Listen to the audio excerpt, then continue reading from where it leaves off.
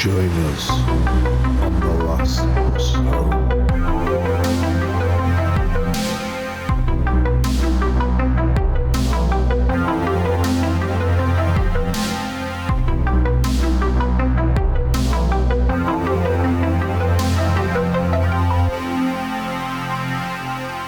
But yeah, it was a bit embarrassing, really, because once we'd finished with the exorcism, it turned out he just had an STD.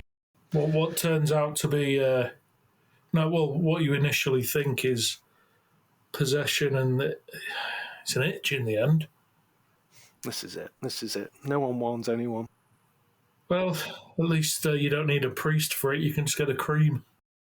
Anyway, Lee, I believe you got something to lay on me. I do, mate.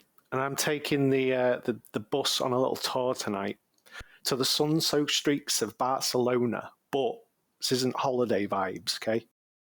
We've got ghosts, we've got cases, and just for you, we've got cryptids, okay? Cryptids in Barcelona, okay. Mate, if you want cryptids, we've got a whole section on it. There is lots of beasts. Iberian monsters.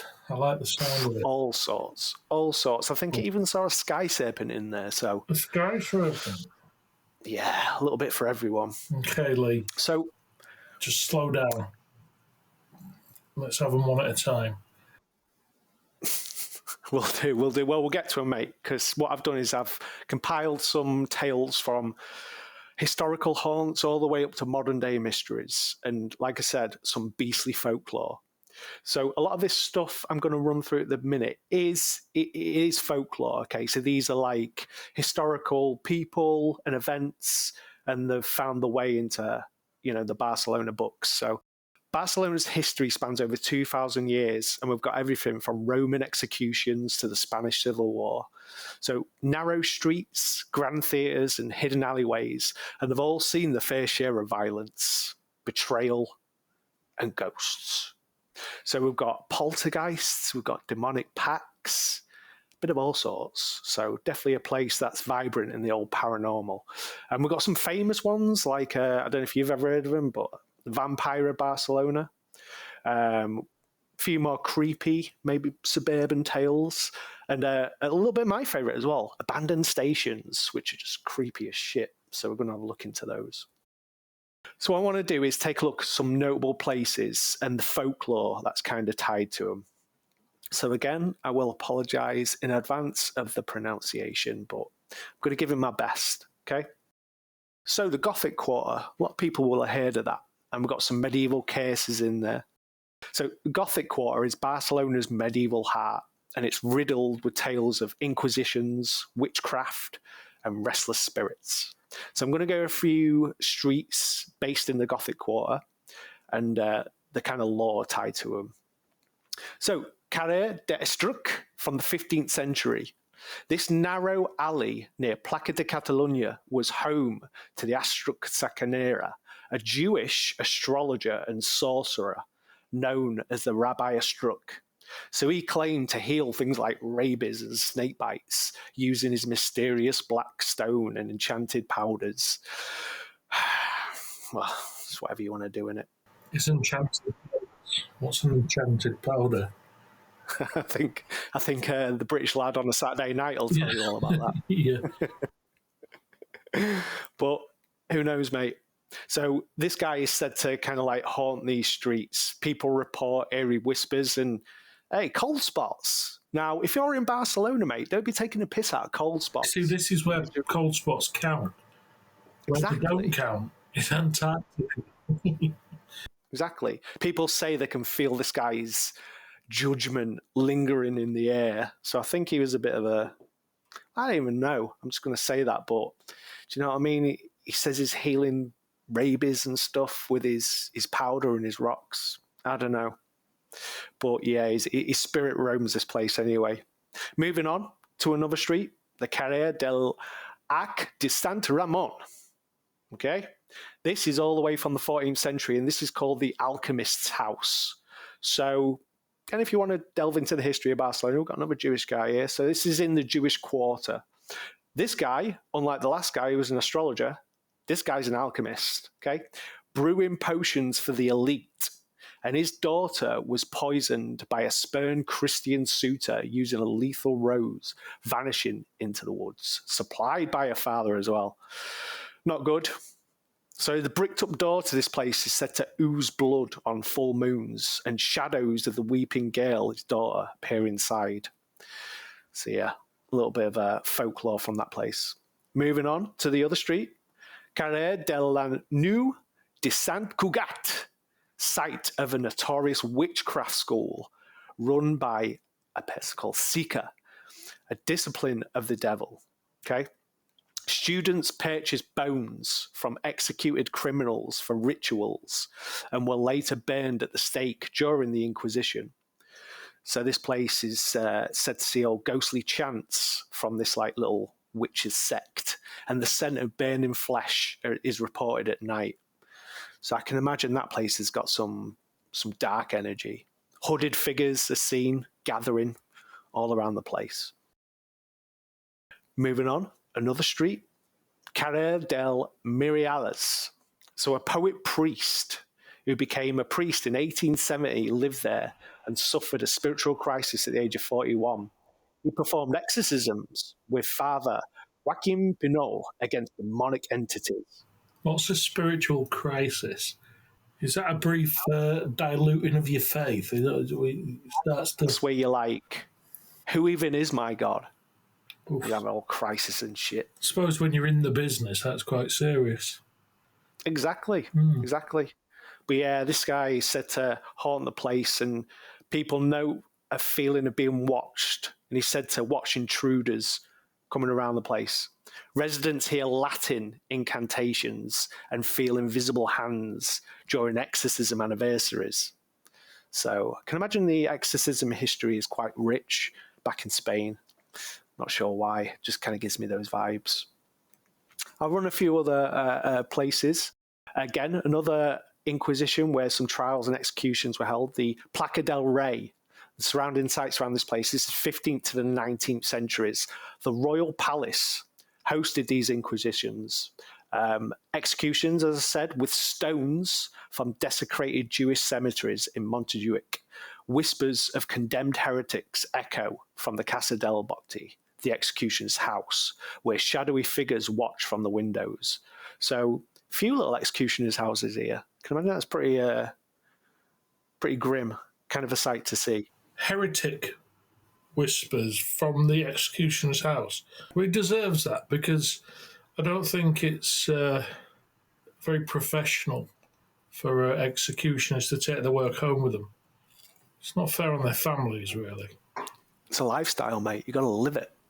I like to think of his house as a bit of an Ed Gein kind of styly, where he's just got furniture made out of like bones and stuff.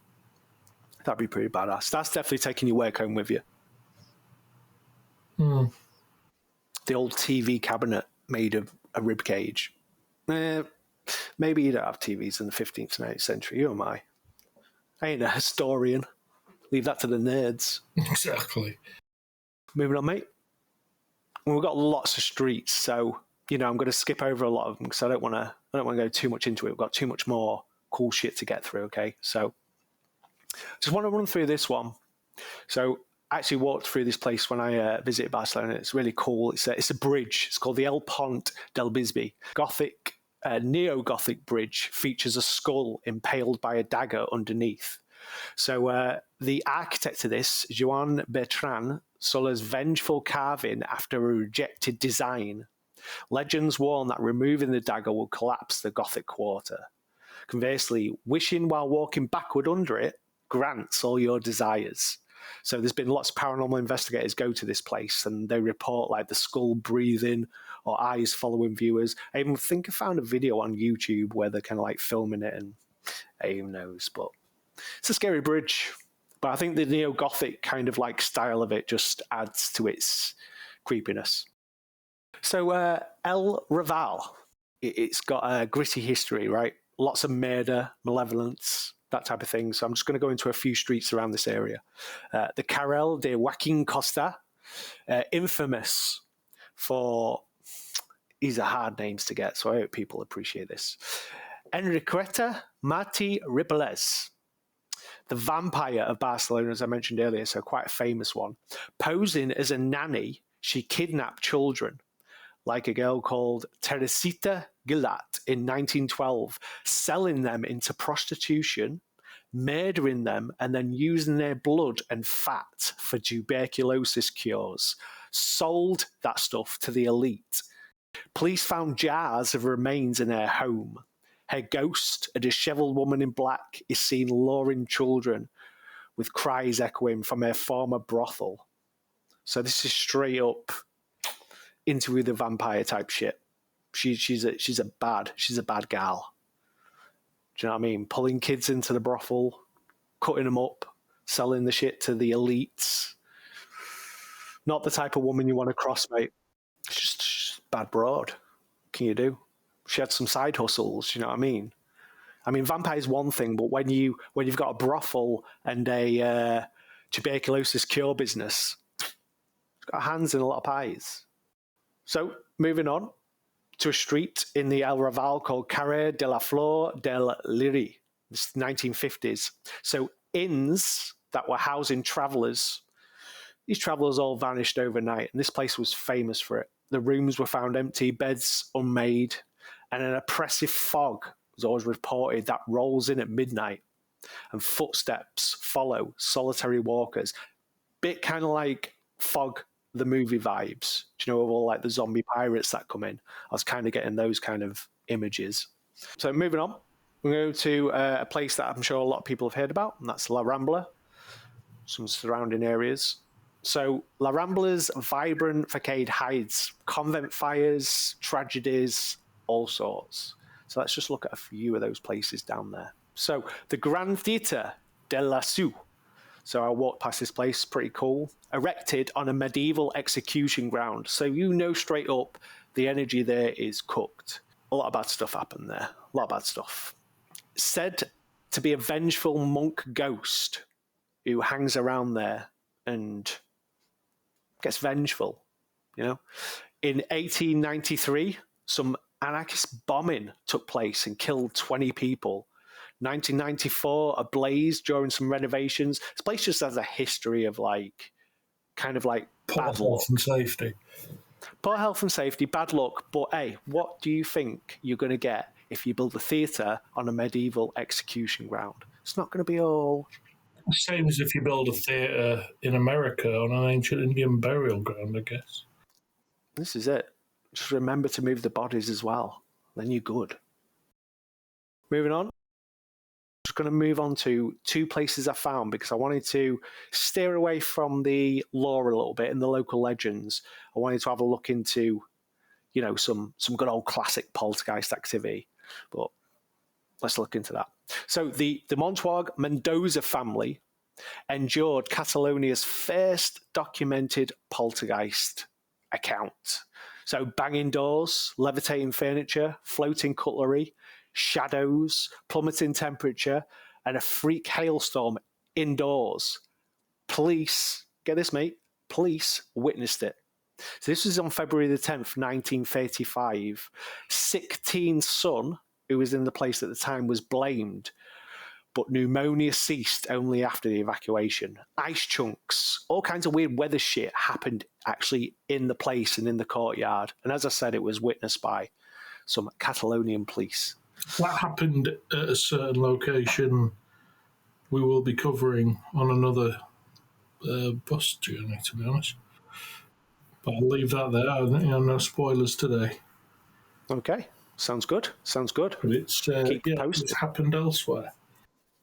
Nice. Paranormal weather. A building that's going to be well known.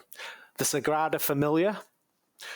This happened in 1926 to 1930. So this was after Gaudi, a guy who did a bit of the construction or design, I'm not too sure. His death in 1926 and Civil War desecration of his crypt in 1936. When that happened, it was reported that blue lights hovered over the site nightly until the reconsecration. His spirit is said to protect the unfinished basilica with tools moving unaided, reports of workers feeling like they're getting banged about.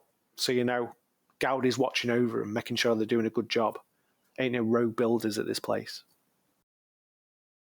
Okay, mate. So let's get in some exciting stuff. What we're going to do is, I've given you the, like I say, a bit of the folklore there, some historical tales. We're going to move into a bit more modern day now. So as I mentioned, Barcelona's got a bit of everything, okay? We've got poltergeists, just told you a bit about some vampires, some cases, a bit of all sorts. Don't sigh, but I'm going to bring us into a few UFOs and some orb sightings as well, because Barcelona is... Okay. So Barcelona has seen a surge in unidentified aerial phenomenon. I'm not going to bang on. We're just going to have a look in a few reports because, you know, these have got evidence, mate. These have got YouTubers and people taking videos, and we've got some viral videos in there. So multiple UAPs in formation, July 7th, 2025, right over the city centre. So this was taken by lots of people, and a viral video showed several glowing orbs manoeuvring erratically over central Barcelona at dusk. A few eyewitnesses, a guy, a local researcher, described them as unidentified objects seen in Barcelona, Spain, noting their synchronized movement like a flock of birds, but with impossible speed changes. That's classic UAP all over. Commenters, including suburban drivers from Badalona, which is just northeast of Barcelona, reported similar lights during commutes. So this was witnessed by lots of people, okay? No official explanation ever came to. Sounds like aliens, mate. Ain't gonna say out. Moving on. Orbs in playful formation. So I think you're getting lots of these type of things. And again, don't have to be aliens. This could be ghosts, this could be paranormal. This could be spirits just chilling in the sky. So this one was filmed by a UFO enthusiast near La Rambla, which we just mentioned earlier. So this clip, what this guy took, captured rainbow-hued orbs dancing in a line before vanishing. The behaviour looked playful, which again, I'm saying it's got to be intelligent. So it's aliens. There's no two ways about it. So he said, I'm getting these feelings that these actual beings are just being themselves. You know, they're just chilling, doing weird shit. Who knows? Suburban extensions like Gracia residents echoed this, reporting orbs over their rooftops during blackouts. So again, all kinds of weird shit happening. I'm all about this. I mean, there was lots of these cases, but I'm not going to delve into it too much. So I'm just going to do one more one. And this was over the pandemic, March 15th, 2020. Poblano suburbs. Early pandemic lockdown footage showed a massive disc-shaped object over the industrial suburbs. Another YouTuber shared the clip emphasizing its gran tamaño, huge size. Locals in nearby Sant Andrea de Besós commuter suburb basically just said what they said. So again, it was seen by multiple people. Barcelona's got its fair share of UAPs and orb activity, but if anybody's more interested in that, check it out because it's story after story. All pretty recent stuff as well, so they might be having a little bit of a alien renaissance. Who knows? We've got some shadow people, mate. I know you like shadow people. I am. I'm fond of them. So how do you feel about shadow nuns? Well, this guy saw a shadowy figured nun from his window. And then suddenly more shadowy figured nuns. So this was a group of shadow nuns, mate. If that doesn't make you shit your pants, I don't know what does, okay? Well, one's enough. One's enough, but, you know, Exactly. more than one's too many, I suppose. A gang of shadow nuns? Hell no. She described a cold draft and whispered chants in Latin, vanishing when she turned on the lights. Neighbours in her adjacent suburb apartment confirmed similar cloaked figures during full moons, so a lot of people were seeing these shadow nuns. Not good. Attributing it to a nearby abandoned chapel. Okay? No professional investigation has occurred, but she plans to consult a local medium. Not sure if she did, but these shadow nuns were messing this chick up. So nobody's investigated this abandoned chapel. So instead of doing that, she's going to go to a medium and get fleeced. Hey, depends what your faith is, brother. I don't know. They need the medium over the other shit. We can't judge. It's what it is. I suppose if the situation was too scary, I'd get a medium in to take the edge off it, just to make me less scared, because I'll be too sidetracked by the clownishness of the medium. Especially if it was a medium like old Derek Okora. That wouldn't do any good, would it? Well, he's not with us anymore, so... Oh, he isn't, is he? R.I.P., brother. Stay true in the spirit realm. Man, I bet he's pissing everyone off up there. So I've got this only happened a few days ago, brother. That's how current we are. November 5th, 2025, in the Catalan suburbs, a phantom home entry. So in a Catalan podcast, which you should all check out, Mon Paranormal, hosted by @Mon Paranormal, an anonymous listener from Barcelona suburbs shared, "Vaig sentir com algú entrava a casa, pero no hi havia ningú," which is, I felt someone entering the house, but there was no one. The account detailed footsteps in an empty hallway at midnight, doors creaking open, and a child's giggle from an unused room. The family, everyday office workers in Badalona, installed cameras, and these cameras, mate, captured orbs, but no intruder. So the podcast focused on the 2020 Catalan experiences, linked it to residual energy from Civil War era homes. Now, I'm all about that residual energy, and I agree with these boys. I reckon that's what's happening. Build your house when there's been a civil war underneath. You're going to get some bad shit occurring. Just saying. Is what it is. Okay, mate.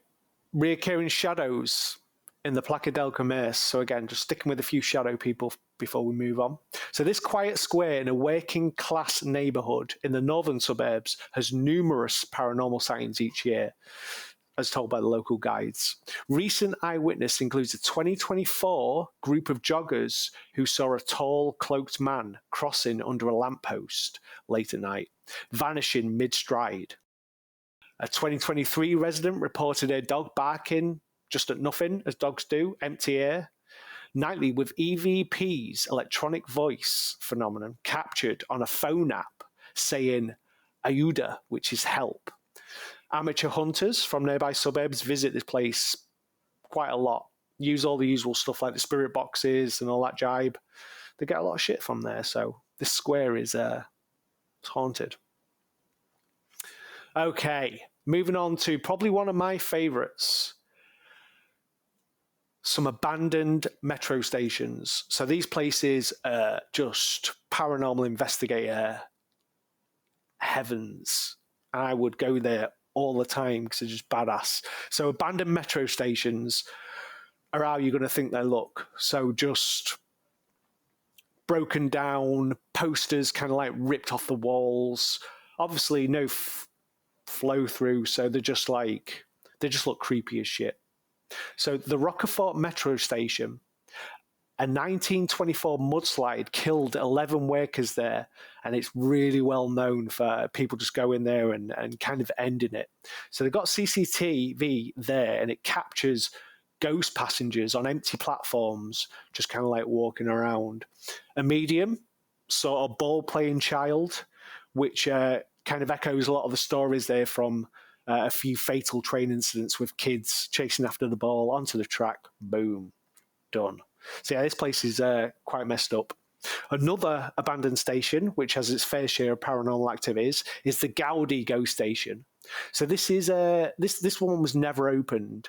It's called the Line 5 station, designed by Gaudi's contemporaries, reopened for a few kind of like tours and things like that recently, but pretty much since then it's just been closed down. People say they can hear eerie whispers in Catalan, and they get cold spots. So there's a lot of bad shit. There's some paranormal investigators that have been here and done the EMF, all the kind of like gadgets, and said it's a paranormal hotspot basically. Crazy thermal cam results. Workers down there being felt like they're being pushed. So yeah, if you don't want to get messed up by any dudes from the spirit realm, stay away from the Gaudi station. You can get messed up. I'll bear that in mind. No problems, mate. Happy to be that tour guide. Okay, mate, I can tell you're itching for it. Let's move on to some Catalan folklore within beasts and cryptids. Now, Okay? now we're here. Now there's a lot. There's a lot, okay? So I'm going to go over a few of the legendary cryptids, and these are more folklores, and then I'm going to go on to some quite recent eyewitness accounts of some beasts, okay? Okay, so Catalan folklore is rooted in the old traditions of Catalonia, including Barcelona and its surrounding regions. So this is rich with mythical creatures, and this blends elements of like Celtic, Roman, medieval influences. So you've got these all kind of like messed up beasts. And all these tales were like pretty much passed down through generations, appearing in like medieval texts, and then like having the modern retellings. So I'm going to go through a few of the names. This first creature is called Dip, D-I-P. I love it when creatures have really like nondescript names like that, because instantly you just think messed up. So the look of this bad boy, it's a massive black dog. It's got glowing red eyes and sulphurous breath, often the size of a horse. So when I say massive black dog, I'm talking massive, okay? This creature stalks the countrysides at night, and it can be summoned by witches. Like you're in the black shook. Yeah, man. Yeah, totally. And it's like a symbol of witchcraft. Well, it's a symbol of officially the symbol of witchcraft and doom. So parents warn children, it drags naughty kids to hell. So again, this is one that's kind of dipped in the folklore, but I thought that was a badass cryptid because big black dog, size of a horse with red eyes and bad breath. Scared the shit out of me. Okay, moving on. Aloha, or Aloja, however it's pronounced. This is an ethereal water nymph, or siren, with flowing hair, who transforms into a messed up dragon-like creature, or owl if it's angered. So again, a bit of a shapeshifter. So these are multiple, they inhabit rivers, fountains, and are sometimes seen in the sea, offering eternal youth via magical water, but anyone who falls for that BS gets drowned and messed up. So they should. Exactly. Well, these gals are the guardians of purity and benevolent to lovers, but vengeful, echoed in coastal festivals. So yeah, not to be messed with. Okay, the Cucafera, or Coccolona, a dragon-like monster with an owl's head. Imagine that. Messed up. Bat wings and a serpentine body. So this bad boy breathes fire and causes droughts. So kind of a dick. It demands maidens as tribute or terrorizes villages. So this Lothario flies into a village, burns it all up, goes, give me your bitches, or I'm going to mess you up a little more. I take it it's a heterosexual cryptid and not a lesbian cryptid. Not too sure. I mean, he doesn't even says what he does with these gals when he demands them, but I don't know. He's an anti-hero anyway. But yeah, people actually use the sort of effigy of this creature at festivals, and basically it gets defeated in the dance fire. So I guess they just mash it up. Because you kind of would, wouldn't you, if a dragon's going to fly into your town and bring on drought and come after your women. Don't want that shit. So yeah, you have little festivals where you F it up. Okay, the Banyoils monster. This is a serpentine lake beast, resembling plesiosaur with humps. So I was kind of thinking Loch Ness Monster style, but with a bit more edge to it. So this seen emerging from the water, it lurks in Lake Banyoils near Girona, 100 kilometers from Barcelona, pulling swimmers under. So you don't want to be swimming while this is going around. So this is a cryptid icon. It's pretty famous. Annual monster hunts draw tourists to this place, blending folklore with a bit of fun. So you can go there and try and snag yourself a Banyoils monster. Has anybody yet? Now, funny you should say that. No. Don't think they have. I didn't see any reports of anyone catching anyone. You know, those old school photos where you got the redneck dude holding up the big fish. Not holding up a Banyoil serpent. Yeah, none of that, mate. I don't think does Barcelona have rednecks? What did we come across on another episode? Was it Slednecks, the rednecks of the snow? What would the rednecks of the sun be? I'm not sure. I don't know. Maybe we shouldn't tar. Maybe sunburnt necks. Maybe we'll have to think of a more catchy name, Bal. Anyway, a few more beasts for you. The Farrell, a colossal giant. Now this guy is a beast and dim-witted, with skin like stone. He hurls boulders at foes and guards mountain passes. But yeah, this guy provides a bit of comic relief in stories. He represents untamed nature. I'm getting troll vibes, but again, not a guy you'd want to cross when you're hiking through the mountains of Barcelona. Maybe he's one of those freaky two-eyed cyclopses. Maybe. That might be badass. Weirdos, you know them. Okay, so Laguta Zika. So this is a tiny, seductive snake-woman hybrid who coils around men's necks, whispering secrets or draining life force. She dwells in wells and caves. So kind of a hard one to imagine. A tiny, seductive snake-woman hybrid. So saying she's seductive, but also saying she's a snake-woman hybrid. And saying she's tiny, I mean, is this scary?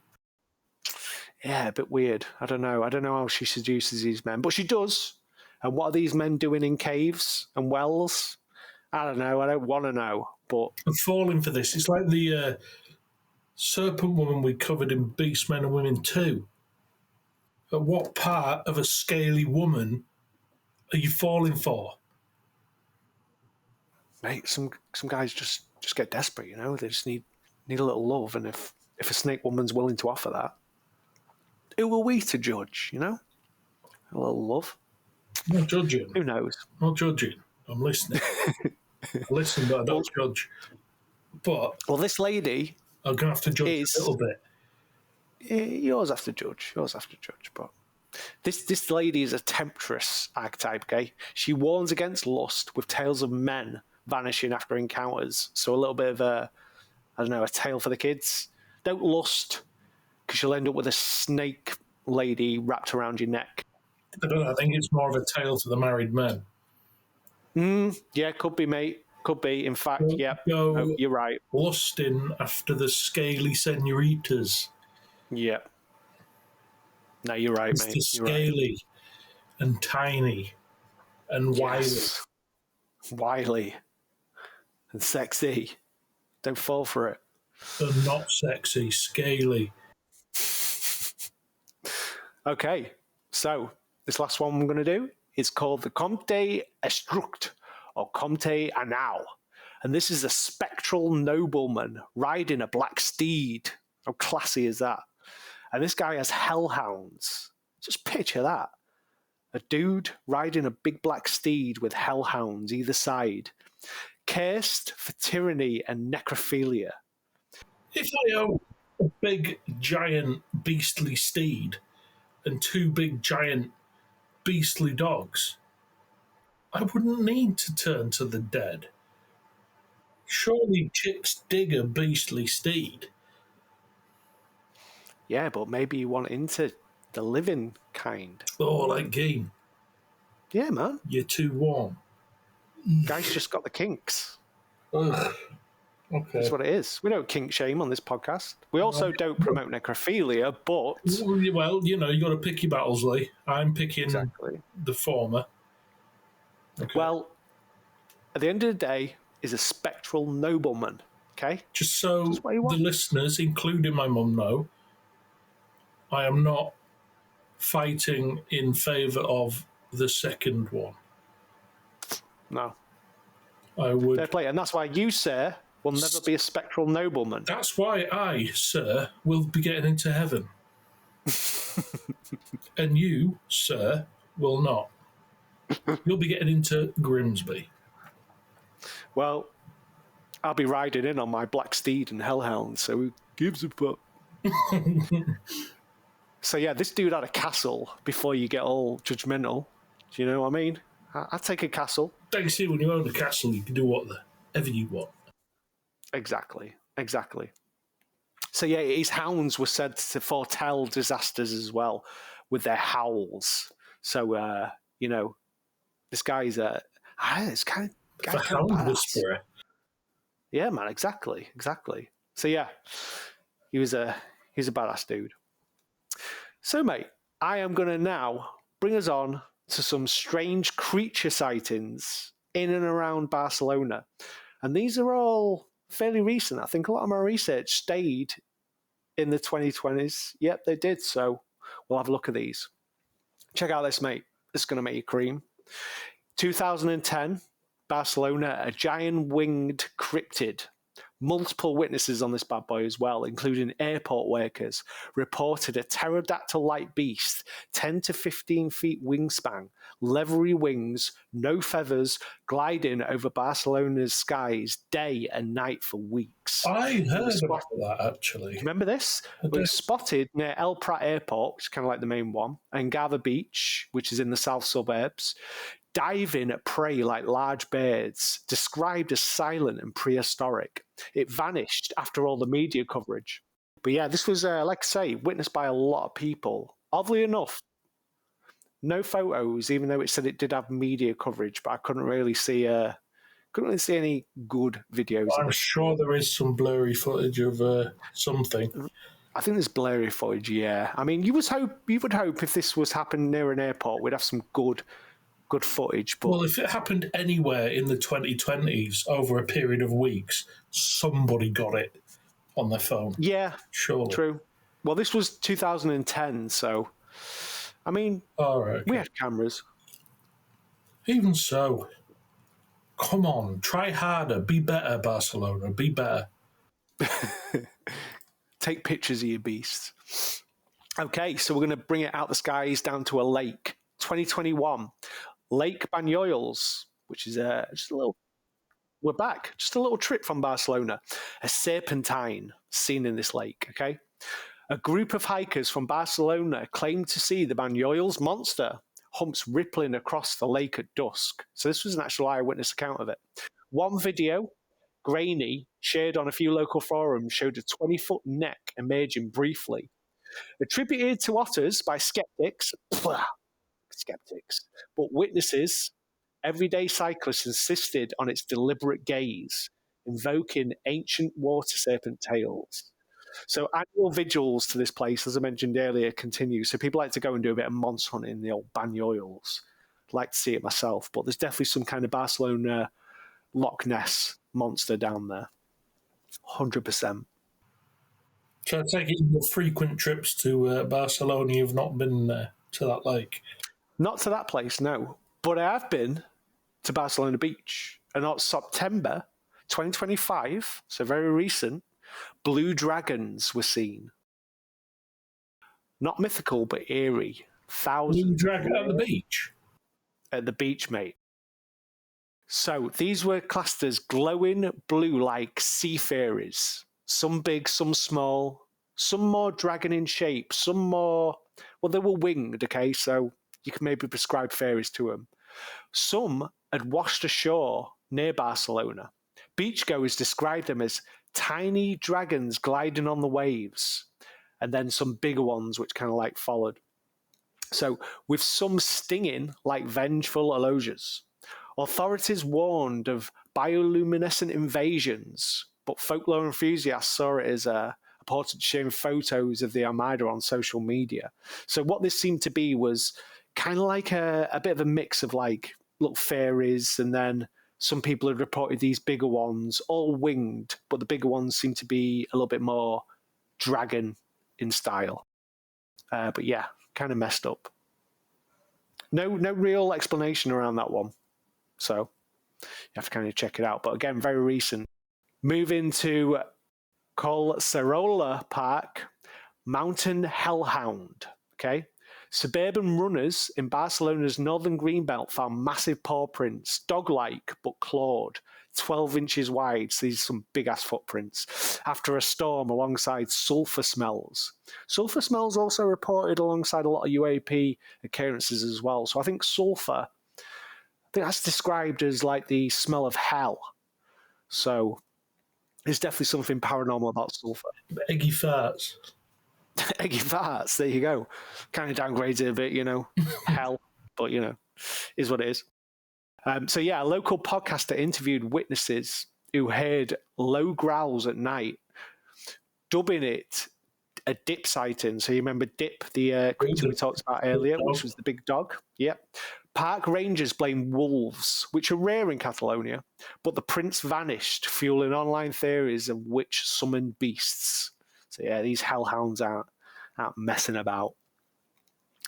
And I'm going to end recent sightings, a little alien encounter, okay? So this was in August of 2025. Viral footage showed a tall, shadowy humanoid, grey-skinned, elongated limbs creature lurking in an alley. Now, I saw this. Captured by a delivery driver, posted on X, I think you can get it on YouTube, as the real alien in Barcelona, if anyone wants to search that. It garnered lots of views, okay? Commenters linking it to the Comte Estrux Spectral Rider, which we spoke about earlier. So again, all kind of linked in. With whether say an alien encounter could really be anything, but I think because people saw it as this grey-skinned, elongated limbs, people maybe took it as a grey. And how recent was this? So this, mate, was August 2025. These are all really recent ones that I tried to have a look into. You see, a popular, I'll say cryptid or entity with these days, which there was no such thing prior to, say, the last 10 years. And suddenly there was a creepypasta of the crawler or the rake.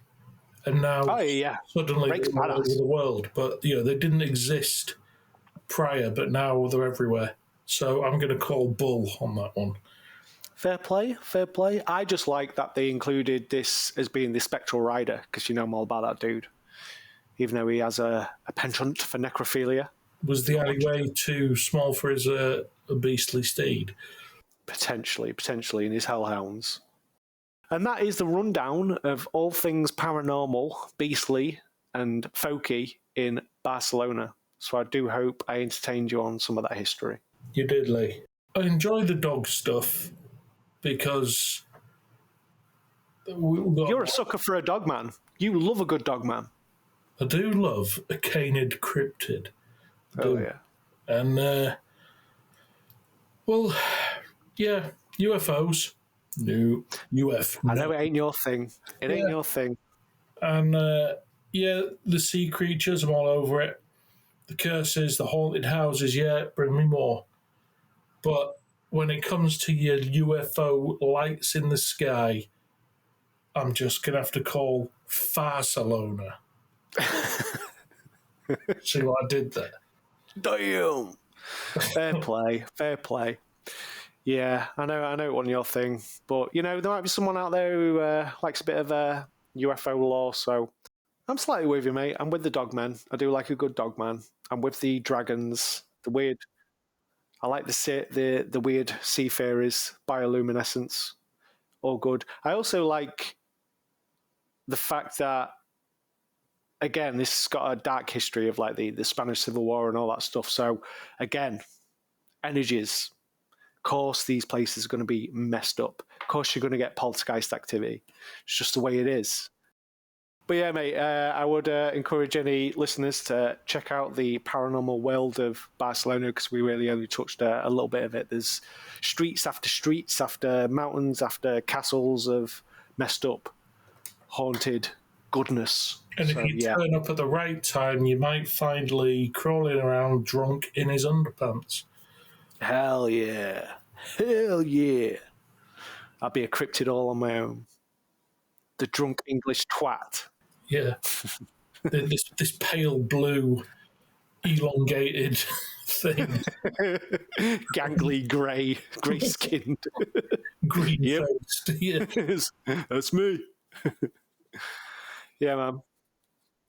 But yeah, okay. Well, thank you, Lee. That was plenty of reason to avoid Barcelona right there, for fear of being cursed, eaten, scared, and dragged to hell or violated after your death. Fair play, mate. Fair play. And as usual, I have enjoyed the sunny streets of Barcelona, but this bus needs to get back to the grim skies of Yorkshire to refuel. So, ding, ding. I'll catch you on the next one, mate. Goodbye.